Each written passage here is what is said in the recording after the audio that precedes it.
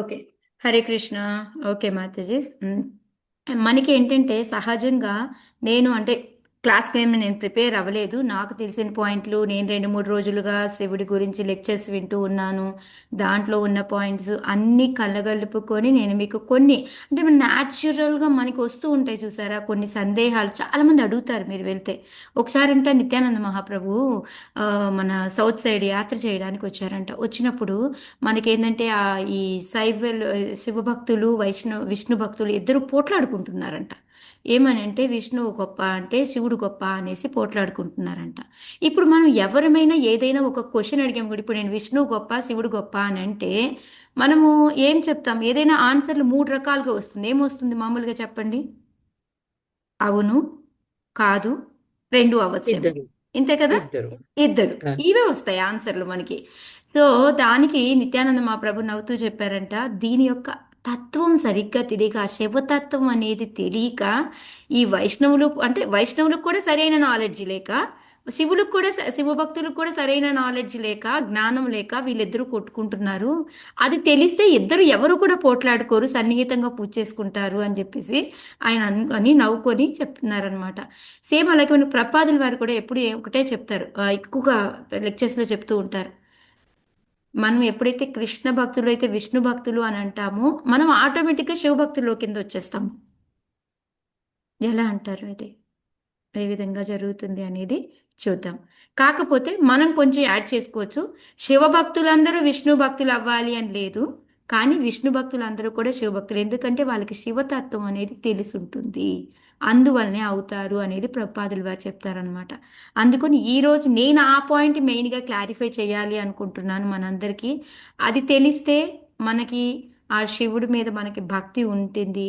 దాన్ని ఎంతవరకు మనం ఎట్లా చూడాలి, మాతాజీ చాలా పాయింట్లు కవర్ చేశారు. మనకి వైష్ణవానాం యథాశంభు పాయింట్ ఇవన్నీ కూడా కవర్ చేశారు. క్షీరం యథాదధి వికార విశేష యోగా ఇవన్నీ చెప్పారు. ఇప్పుడు మనకి మన 2 పదార్థాలు ఉంటాయి. ఒకటి జడ పదార్థం, ఇది కొంచెం తత్వమే మాతాజీ, బట్ చాలా సింపుల్గా ట్రై చేస్తాను మీకు అర్థమయ్యేలాగా చూడండి. అర్థం కాకపోతే నాకు మళ్ళీ చెప్పండి. మనకి జడ పదార్థం ఉంటుంది, చైతన్యం ఉన్న పదార్థం అనేది 2 పదార్థాలు ఉంటాయి. అంటే ఇప్పుడు ఎలాగంటే ఈ స్టూల్ అనేది, ఈ కరతాలి, కంప్యూటరు, ఇట్లాంటివన్నీ మైక్, ఇలాంటివన్నీ ఏంటి జడ పదార్థాలు. అంటే ఏంటి? దానికి పరివర్తన అనేది వస్తుంది.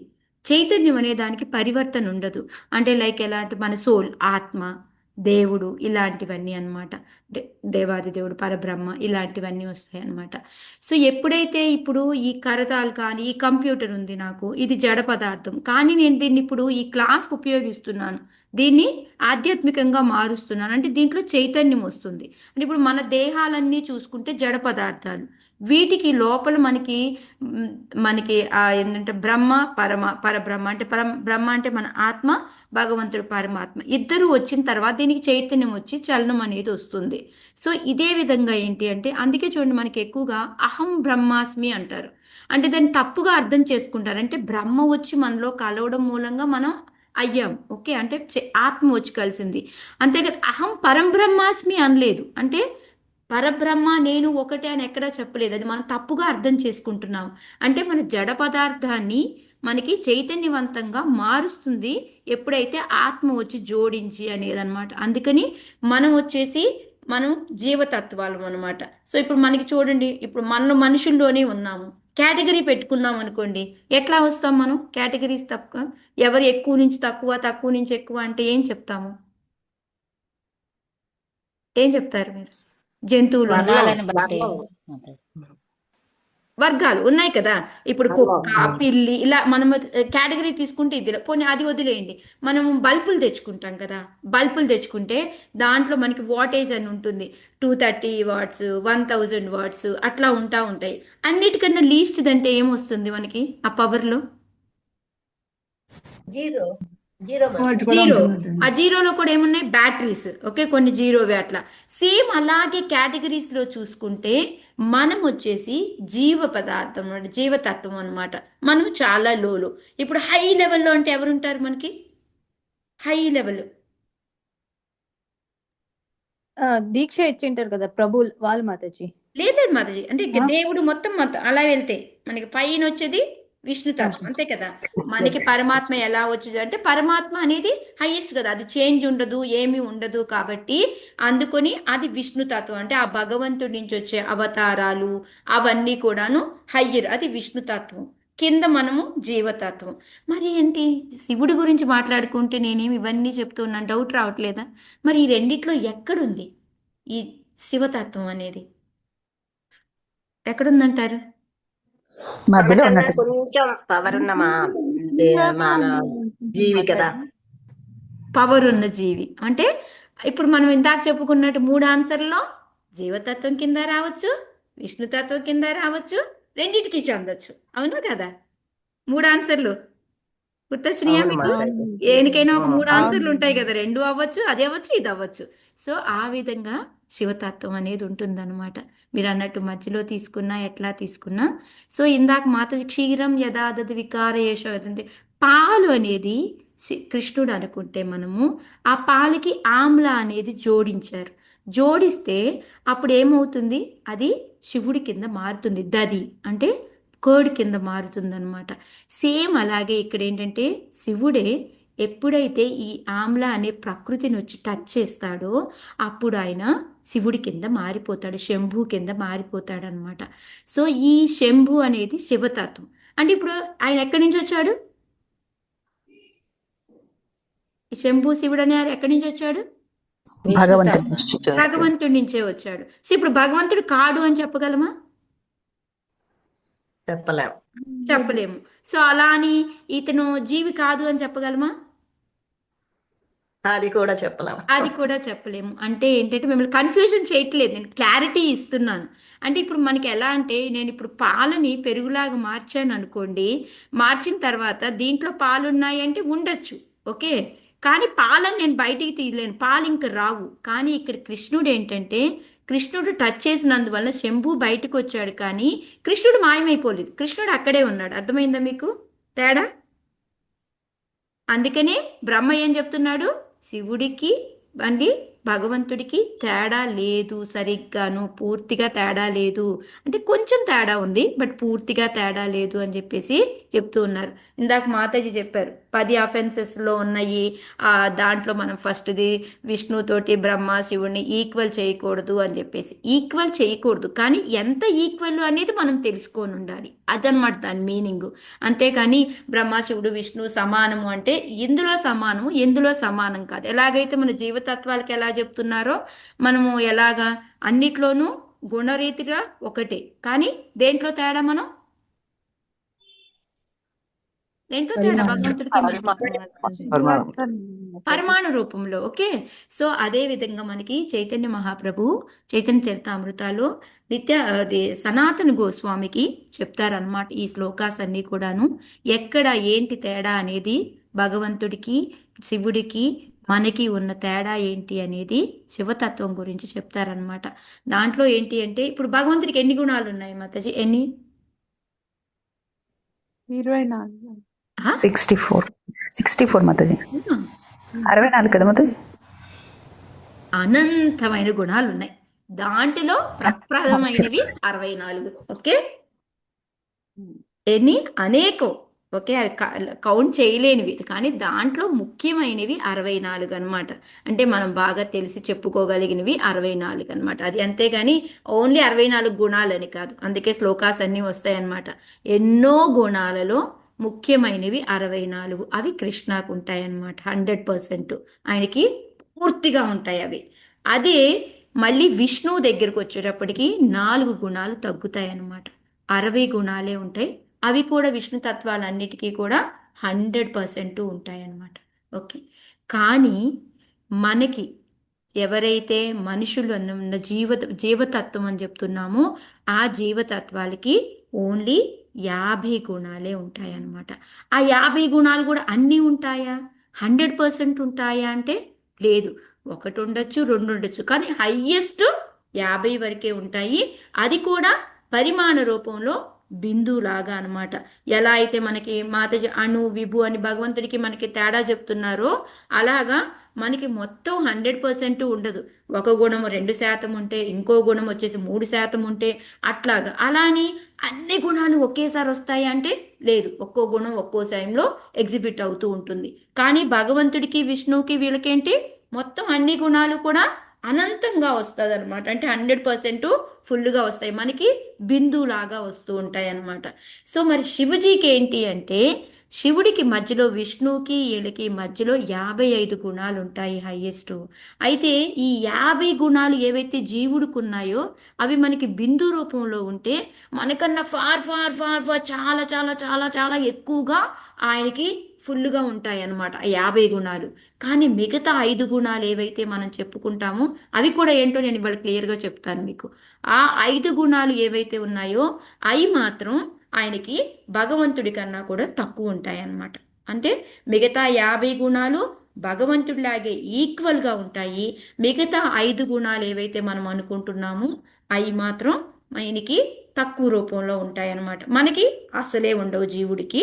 అందుకని ఆయన ఇటు జీవతత్వంలోనూ రావచ్చు, అటు విష్ణుతత్వంలో కూడా రావచ్చు అని చెప్పి శివతత్వాన్ని మనం మధ్యలో తీసుకుంటాం అన్నమాట. సో అవి ఏంటి అవి అంటే ఇవంతా కూడా చైతన్య మహాప్రభు సనాతన గోస్వామికి చెప్పింది అనమాట. ఓకే, నేను దిగ్గత కాదు. సో ఫస్ట్ గుణం ఏంటంటే సదాస్వరూప సంప్రాప్త. అంటే ఏంటంటే ఆయన యొక్క రూపములో చేంజ్ అనేది ఉండనే ఉండదు. ఎప్పుడైనా మనం చూసారా కృష్ణుడిని ఎలా అయితే యవ్వనంగా చూస్తామో అలాగే శివుడి ఫోటోని ఎప్పుడైనా ముసలితనంగా కానీ ఎంట్రుకలు తెల్లగా వెళ్ళడం కానీ అలా ఎప్పుడైనా చూసాం మనం? లేదు మాతాజీ. ఎప్పుడు కూడా ఆయనకి చేంజ్ అనేది ఉండదు. ఒకే ఏజ్ లాగా ఒకేలాగా ఉంటాడు అనమాట ఎప్పుడు కూడాను. సో అది సదాస్వరూప, ఎప్పుడు అదేలాగా ఉంటాడు ఆయన. చేంజ్ అనేది ఉండదన్నమాట. అది సదాస్వరూప సంప్రాప్త. మనకి చేంజ్ ఉంటుందా ఉండదా? ఉంటుంది మాతాజీ. ఉంటుంది మాతాజీ. మనం మారిపోతూనే ఉంటాం కదా, ఎవ్రీ టైం మారిపోతూనే ఉంటాము. అలా అని మళ్ళీ మనం జన్మ తీసుకున్నాక ఏ జన్మలోకి వెళ్తామో తెలియదు. కానీ ఈయన ఎప్పుడు అలాగే ఉంటాడనమాట. అది సదాస్వరూప సంప్రాప్తం. రెండోది సర్వజ్ఞ. అంటే ఆయనకి భూత భవిష్యత్తు వర్తమానాల్లో అన్నీ కూడా తెలుస్తుంది అనమాట. అది కూడా ఒక వేరకు మాత్రమే తెలుస్తుంది. దానికి ఎగ్జాంపుల్ ఎలాగ కొంతమేరే తెలుస్తుంది అని ఎలా చెప్పగలను చెప్పండి? నేను ఎగ్జాంపుల్ మీరు అవును మాతాజీ పూర్తిగా కృష్ణుడిలాగా తెలియదు అని. అంటే రాక్షసులకి ఆ వరం ఇచ్చేటప్పుడు ఫ్యూచర్ ఆలోచించకుండా ఇవ్వడం అనేది. సో అందుకని మొత్తం తెలిస్తే ఇవ్వడు కదా, దీనివల్ల లాస్ వస్తుంది అని తెలిస్తే ఇవ్వడు కదా అబ్బా. అది సో ఆ విధంగా ఏంటంటే సర్వజ్ఞ అంటే మొత్తం అంతే 100% తెలుస్తుంది అని చెప్పం, కానీ బట్ మనకన్నా ఫార్ బెటర్గా ఆయనకి తెలుస్తుంది అనమాట భూత భవిష్యత్తు వర్తమానాలు అనేది. సో ఆల్మోస్ట్ లార్డ్ లాగా అనమాట. ఓకే, సో నెక్స్ట్ మూడోది వచ్చేసి నిత్య నూతన. నిత్య నూతన అంటే ఎప్పుడు తాజాగా ఫ్రెష్గా ఉంటాడనమాట ఆయన. అంటే సేమ్ ఇందాకట్లాగే మన ఓల్డ్ ఏజ్ కానీ జబ్బులు రావడం కానీ ఇట్లాంటివి ఏమీ కూడా మనము చూడమన్నమాట. ఎప్పుడు సేమ్ ఏజ్గా సేమ్ లాగా అలాగే ఉంటాడు అనేది నిత్య నూతన అనమాట. ఎప్పుడు చూసినా ఎవరు ఫ్రెష్గా కనిపిస్తూ ఉంటాడు నూతనంగా.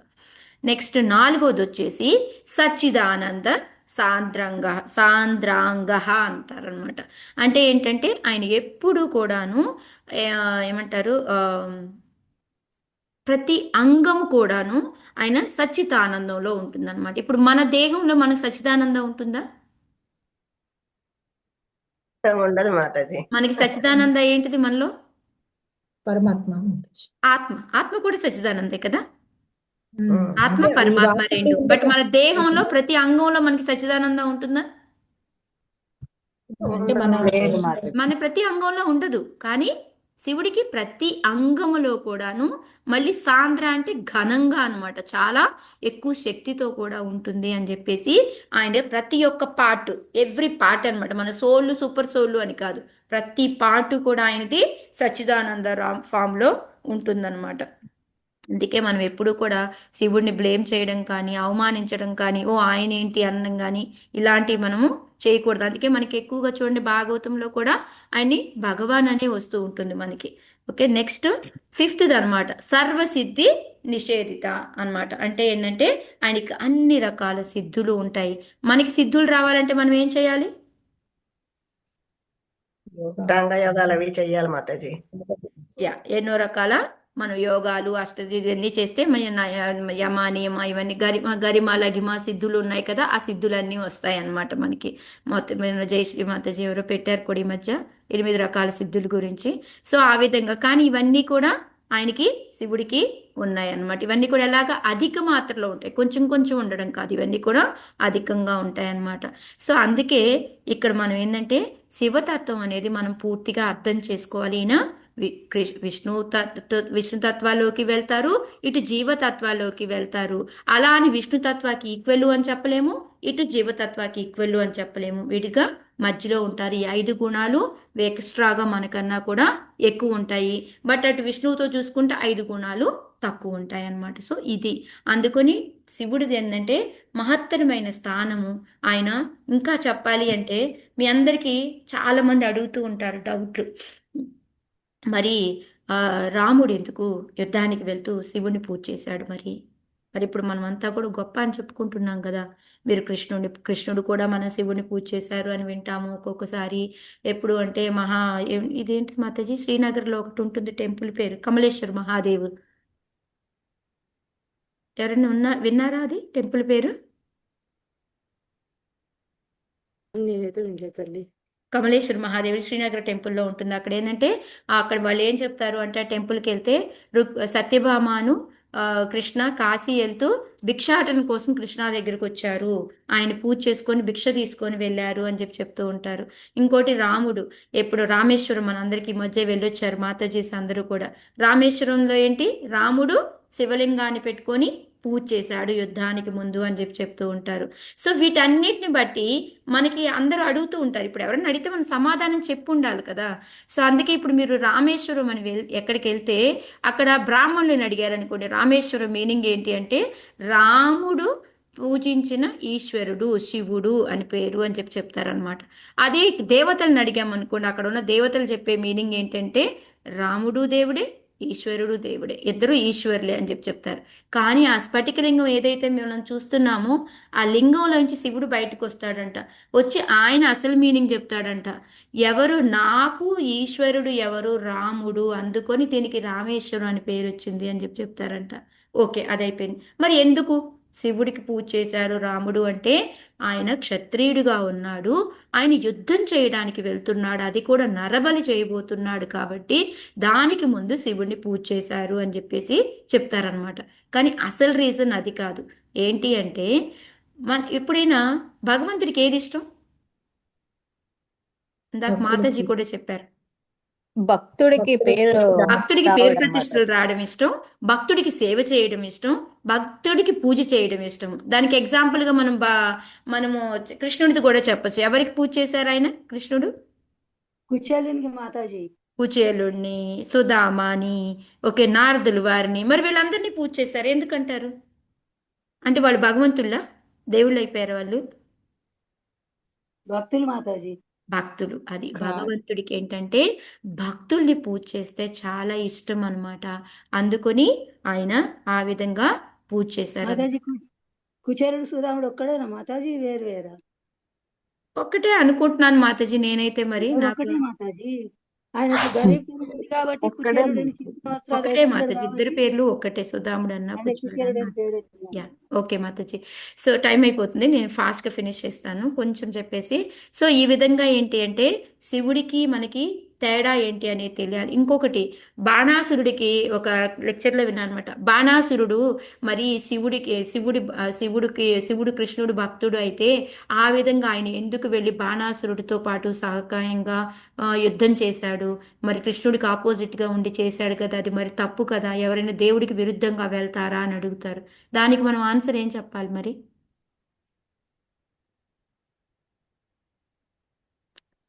ఏంటి అంటే ఒక్కొక్కసారి మనకి ఏంటంటే అక్కడ బాణాసురుడితో చాలా ప్రాబ్లంగా ఉంది, దేవతలందరూ ప్రే చేశారనమాట. అప్పుడు భగవంతుడు ఏమన్నా అంటే ఓకే నేను చంపడానికి రెడీ అంటే, కానీ బాణాసురుడు యుద్ధానికి రావడానికి రెడీగా లేడంట. అప్పుడు బాణాసురుడు, ఏంది నువ్వు యుద్ధం చేయట్లేదు, ఎందుకు చేయవు అంటే, నాకు శివుడు తోడుగా వస్తేనే నేను యుద్ధం చేస్తాను, లేకపోతే నేను చేయను అని చెప్పి కండిషన్ పెడతాడంట. సో ఇప్పుడు ఏంటి, ఆయన చంపాలి అంటే యుద్ధం జరగాలి, యుద్ధం జరగాలి అంటే ఈయన కండిషన్ ఏం పెట్టాడు, శివుడు నాకు తోడు రావాలి అని చెప్పాడు. సో అందుకని అక్కడ భగవంతుడి యొక్క కార్యం జరగడం కోసం భగవంతుడికి విరుద్ధంగా వెళ్ళి ఆ పని చేశాడనమాట. సో అలాంటి భక్తులు ఎవరైనా ఉంటారా మాతాజీ? భగవంతుడికి విరుద్ధంగా వెళ్ళి నేను ఫైటింగ్ చేస్తాను, అయినా సరే నేను భక్తుడిని అని నిరూపించుకునేలా ఉంటారా? సో అంత మహా అక్కడ గొప్ప. కార్యక్రమం ముఖ్యం కదా. ఎస్ మాతాజీ, భగవంతుడి యొక్క పని అవ్వడం ముఖ్యం. ఒక్కోసారి నేను సైలెంట్ అయిపోతే, నేనేమి మాట్లాడకుండా నేను పక్కకు తప్పుకుంటే ఈ పని బాగా సరిగ్గా సక్రమంగా జరిగిద్ది, ఆ పూజ ఏదైనా సరే ఏదైనా అయ్యిద్ది అనుకుంటే అప్పుడు నేను సైలెంట్గా ఉండడం బెస్టా లేదా? అమ్మో నేను అలా సైలెంట్గా ఉండలేను అంటే కష్టం. అప్పుడు మన నిజమైన భక్తులు ఏం చేస్తారు, పని అవ్వడం ముఖ్యం, నేను సైలెంట్ అయిపోతాను అని.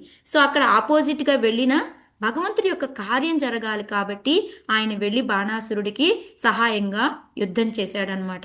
ఇంకోటి పార్వతీదేవికి కూడా చెప్తాడు ఆయన, నేను నెక్స్ట్ రాబోయే జన్మలో నేను శంకరాచార్యులుగా వస్తాను, వచ్చి భగవంతుడికి రూపమే లేదు మాయావాద సిద్ధాంతాన్ని ప్రచారం చేయబోతున్నాను అని చెప్పి. అది కూడా ఎందుకు, భగవంతుడు చెప్పిన కార్యమే అనమాట, భగవంతుడి చేయడానికే ఆయన వచ్చారనమాట. సో ఈ విధంగా ఏంటంటే భగవంతుడు ఏంటంటే ఒక్కొక్కసారి ఒక్కొక్కరిని సెలెక్ట్ చేసుకుంటాడనమాట. ఆ విధంగా భగవంతుడు ఇక్కడ సృష్టికి ముందే ఈయన్ని సెలెక్ట్ చేసుకున్నాడు.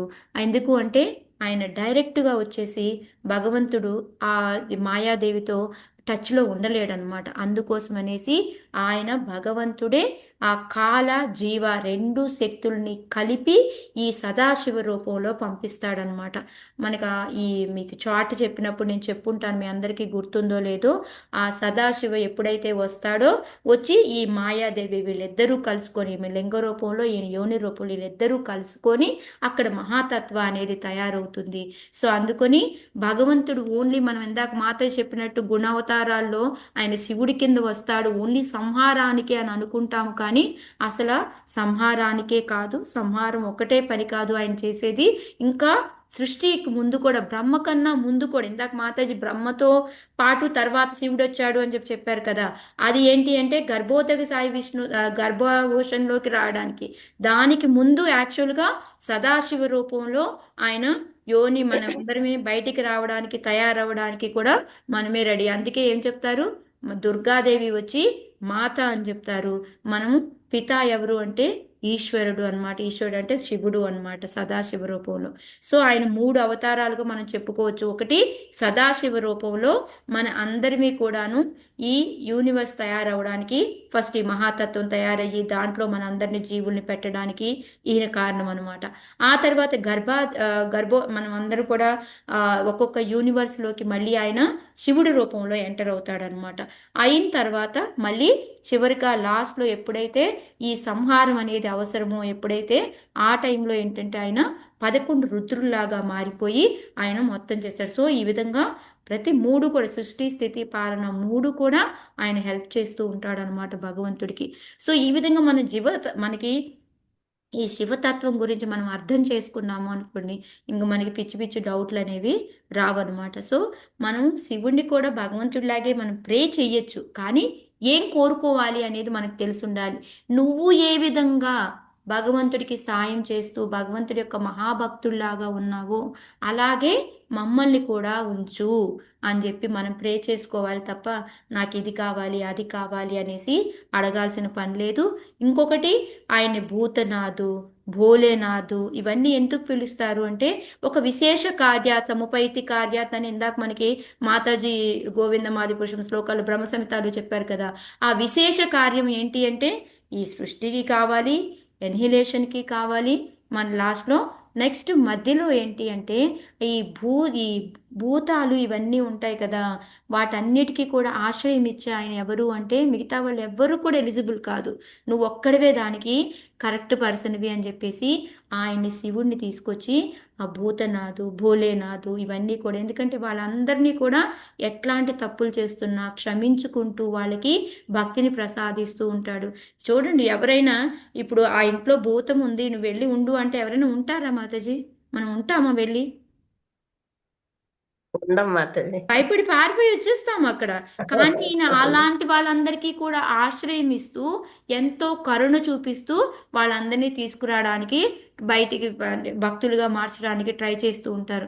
ఇందాక మాతాజీ చెప్పినట్టు మనం ఎప్పుడైతే శివుడిని ప్రే చేస్తూ మనకి అసలైన భక్తిని ఇవ్వమంటే తెలియకుండానే మనల్ని ఎప్పుడు కృష్ణ భక్తిలోకి మారుస్తాడో తెలియకుండా నేను ఎలా వచ్చానో తెలియలేదు అన్నారు ఇందాక మాతాజీ చూడండి. సో అది మనకి తెలియకుండానే ఆ ఆ విధంగా మనల్ని భక్తులతో కలవడము, చిన్నగా నాలెడ్జ్ ఇవ్వడము, ఆ విధంగా మనం విష్ణు భక్తులు కృష్ణ భక్తులుగా మారుతామన్నమాట. హరే కృష్ణ మాతాజీ. సో నాకు తెలిసిన కొన్ని పాయింట్స్ మీకు చెప్పాను. హరే కృష్ణ. చాలా ఇష్టం శివుడు రికార్డింగ్ వద్దురా కుర్రా పర్లేదు అది కానీ ఓకే. శివ శివ శివ అనరాధా శివనామము చేదా శివ శివ శివ అనరాధా శివనామము చేదా శివ పాదము మీద నీ శిరసునుంచ రాధా శివ పాదము మీద నీ శిరసునుంచ రాధా భవసాగర మీద దుర్భర వేదన లేదా భవసాగర మీద దుర్భర వేదన లేదా శివ శివ శివ అనరాధా శివనామము చేదా. హరే కృష్ణ. సో మనం గమనించాల్సింది ఏంటి అంటే శివకేశవులు ఒకటే అంటారు అందరూ. శివకేశవులు ఒకటే. వాళ్ళ వాదనలో ఒక సగం కరెక్ట్. ఎందుకంటే ఆ కేశవుడే కేశవుని యొక్క ఎక్స్పాన్షన్ విస్తీర్ణనే శివుడు. కానీ శాస్త్రాల్లో విష్ణువు ఆరు కృష్ణుడితో సమానంగా కానీ అధికంగా కానీ వాళ్లను పరిగణించడం అది తప్పు, అపరాధము, నామాపరాధం. మనం శివుని అవమానించడం కానీ అతని గురించి చులకనగా మాట్లాడటం కానీ మనకు తగదు. కానీ మన సాంప్రదాయంలో అంటే మన మధ్వ గౌడీయ సాంప్రదాయంలో మనకు ఆరాధ్య దేవత కృష్ణుడే కాబట్టి మనం ఆయన్ని ఎక్కువ చేస్తాం. అట్లని ఇతన్ని మనం అవమానపరచట్లేదు. భగవంతుడికి చాలా ప్రియమైన ఉత్తమమైన వైష్ణవుడిగా ఆయనకు తగినటువంటి గౌరవాన్ని ఇస్తూ సాదరంగా ఈరోజు మనందరం ఆయన గురించి తలుచుకున్నాం. థ్యాంక్ యూ అందరికీ. హరే కృష్ణ. హరి బోల్. ఒక పాయింట్ నేను మర్చిపోయాను. ఇది మనకి భగవద్గీత మనం బీజ ప్రదాత అదే అందరూ అంటారు కదా, మాతా పిత వచ్చేసి మనకి శివుడు పార్వతులే అని చెప్తూ ఉంటారు కదా. సో అదంతా కూడా ఇప్పుడు ఇంతకుముందు నేను ఎక్స్ప్లెయిన్ చేశాను. కానీ మనకి భగవద్గీతలో చూస్తే అహం బీజ ప్రదపిత అని వస్తుంది. సో ఆయన కదా మరి బీజం ఇచ్చేది, మరి ఇక్కడ ఏంటి ఏలని చెప్తున్నారు అని ఎవరైనా కూడా అడిగితే కూడా మనం దానికి కూడా రెడీగా ఆన్సర్ పెట్టుకోండి. ఎందుకంటే మెయిన్గా మూలం వచ్చేసి మనకి కృష్ణుడే. కానీ మనకి ప్రతినిధి అనేది ఒకళ్ళు ఉంటారు కదా దానికి. ఎందుకంటే మనకి గార్డియన్ ఒకళ్ళు ఉంటారు. ఇప్పుడు మనకి మన తండ్రి లేకపోతే మళ్ళీ గార్డియన్గా ఎవరో ఒకళ్ళు ఉండాలి. సో ఆ విధంగా ఏంటంటే మనకి ప్రతినిధి, పితా ప్రతినిధిగా ఎవరు అంటే మనకి ఈ మెటీరియల్ వరల్డ్ భౌతిక ప్రపంచంలో శివుడు అనమాట. అది గుర్తుపెట్టుకోవాలి మనం ఎప్పుడు. హరే అందుకే కృష్ణ. అంటారు జగత పితరో పార్వతీ పరమేశ్వరు. యా. ఈ జగత్తుకు అంటే ఈ భౌతిక జగత్తుకు వాళ్ళు తండ్రి. కానీ అందరికీ తండ్రి ఎవరు అంటే ఆ భగవంతుడే. మూలం అది సరే. ఇక్కడ ప్రతినిధి అనమాట. ఇది ఒక్కటి మాత్రం గుర్తుపెట్టుకోండి ఎవరన్నా అడిగితే. Thank you Hare Rasarani Krishna. మాతకి. Thank you.